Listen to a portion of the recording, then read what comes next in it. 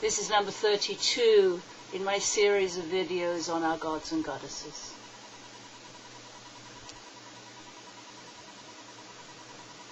Loki is an enigma among the gods.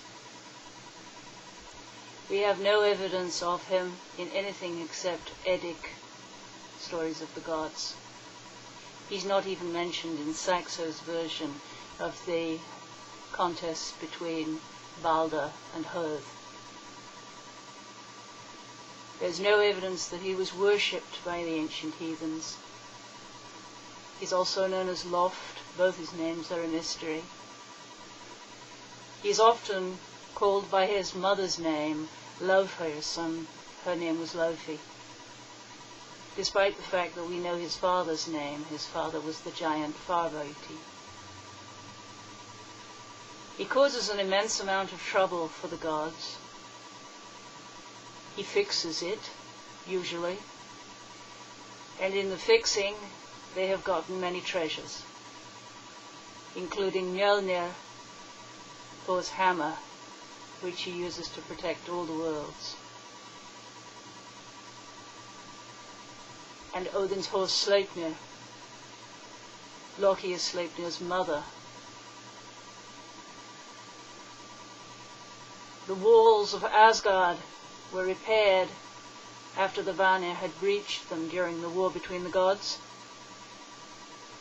Loki made the agreement with the giant to rebuild them, but he made an agreement that endangered Freya, the sun, and the moon. The giant was one day from completing the task by the allotted time. Loki solved the problem that he'd caused by making too easily met an agreement,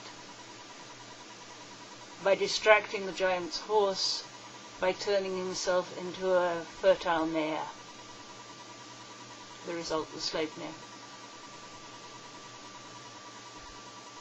Most of the treasures of the gods come from Loki solving the problem that he caused by cutting off the hair of Sif, Thor's wife. Why did he do that? Nobody knows. Why did he choose that method to solve the problem that he'd caused with his own contract with the giant? Nobody knows. Skadi came to the gods furious and raging because they'd killed her father Thjatsi. That was caused by Loki letting himself be captured by Thjatsi. Loki talked her down and made her laugh so that they could make an agreement to give her reparations. How did he do it? He tied a rope around his balls and the other end around a goat. As the goat gambled, Loki was jerked around by the testicles. Skadi finally laughed.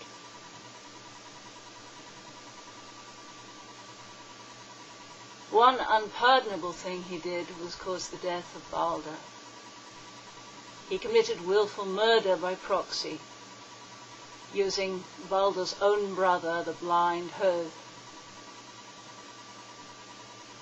This could not be forgiven. The gods hunted him down. As they hunted him, he took refuge in a building with windows on all four sides, but busied himself while waiting for them, figuring out the method of his own doom. He worked out how to make a net that he'd seen Ran using. He invented the making of the fisherman's net. Then when he saw the gods coming, he jumped into a stream in the form of a salmon, but not before stuffing the net into the fire, where, however, the ashes made clear how it had been manufactured, and the gods were able to copy it. Tricksters invent things as well as causing trouble. In this, Loki is perhaps more understandable to moderns who are familiar with the idea of a trickster god. That is, however, a Native American style of god.